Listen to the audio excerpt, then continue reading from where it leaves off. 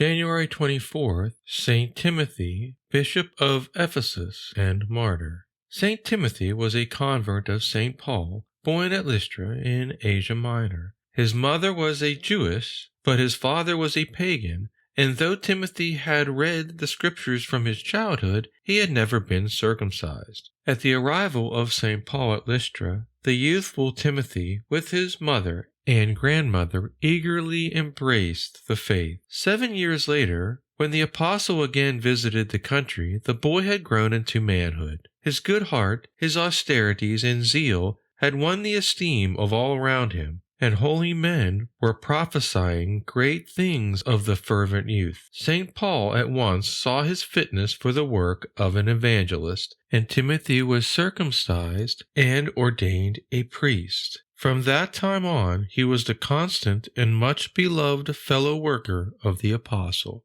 In company with St. Paul, he visited the cities of Asia Minor and Greece, once hastening on ahead as a trusted messenger, at another time lingering behind to confirm in the faith a recently founded church. Eventually, he was made the first bishop of Ephesus, and there he received the 2 epistles of his master which bear his name, the first written from Macedonia, and the second from Rome, where St. Paul from his prison expresses his longing desire to see his dearly beloved son once more, if possible, before his death. It is not certain whether Timothy arrived in Rome in time, but devotion to St. Timothy has always been strong in Rome, which seems to argue for his presence at the martyrdom of his spiritual father. Catherine Emmerich adds to this data that Timothy was tall, thin, and pale with dark hair. He was greatly loved by the Catholics because of his tender and affectionate disposition. Certainly this disposition made his role in the idolatrous city of Ephesus very difficult to sustain. Timothy could not bear that the people of Ephesus offered the devils that inhabited the idols a sacrifice due only to God. On a feast day of the goddess Diana, he entered into the crowd who were worshipping the goddess and exhorted the people to renounce their idolatry and embrace Jesus Christ.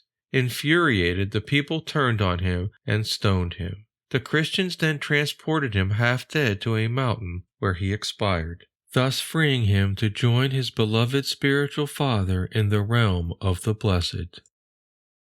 St. Paul, in writing to Timothy, a faithful and well-tried servant of God and a bishop now getting on in years, addresses him as a child, and seems most anxious about his perseverance in faith and piety. The letters abound in minute personal instructions for this end. It is therefore remarkable what great stress the apostle lays on the avoiding of idle talk and on the application to holy reading. These are his chief topics. Over and over again, he exhorts his son Timothy to avoid tattlers and busybodies, to give no heed to novelties, to shun profane and vain babblings, but to hold the form of sound words, to be an example in word and conversation, to attend to reading, to exhortation, and to doctrine.